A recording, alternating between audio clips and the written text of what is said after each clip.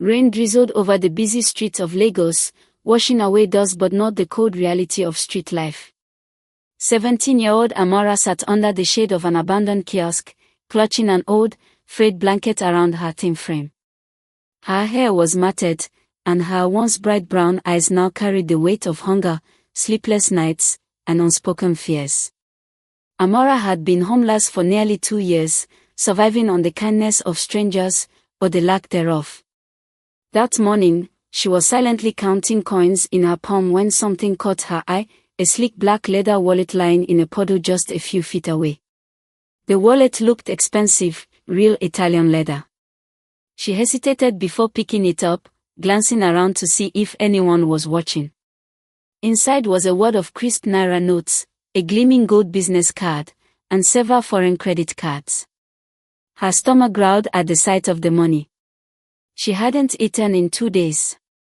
She could easily buy herself hot food, maybe even rent a small room for the night.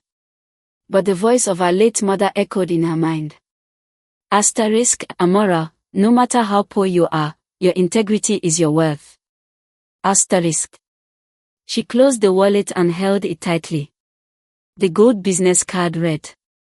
Chike Obi, CEO, Obi Holdings International. She had seen the man before on TV. Chike Obi was one of Nigeria's youngest billionaires, a self-made real estate mogul. Most people would think he had enough money not to miss this wallet. But to Amora, it wasn't about the money, it was about doing the right thing. With trembling hands, she walked to a nearby security guard outside a luxury hotel. Please. I found this, she said, showing the wallet. The guard raised an eyebrow, suspicious. You found this? You didn't take anything? Amora shook her head. I just want to return it. The guard made a quick phone call. 15 minutes later, a black SUV pulled up. Out stepped Chike Obi himself, tall, well-dressed, his expression unreadable. He approached, eyes fixed on Amora. You found this? He asked, holding up the wallet. Yes, sir, she replied softly, her bare feet shifting on the wet pavement. Do you know who I am? I've seen you on the news, but it doesn't matter. It's yours. He opened the wallet, checked inside, then looked back at her with an expression of surprise. Everything is still here, he said quietly, almost to himself. Most people wouldn't have returned this. Chike signaled to one of his aides. Bring her something to eat. Amora quickly shook her head. Please, sir. I didn't do this for a reward. That statement caught him off guard. He smiled faintly. Follow me, he said. They drove her to his office, a towering glass skyscraper overlooking the city. Inside, he asked her to tell him her story. When she finished, he leaned back in his chair, studying her. You could have taken the money, but you didn't. That tells me more about your character than any CV could.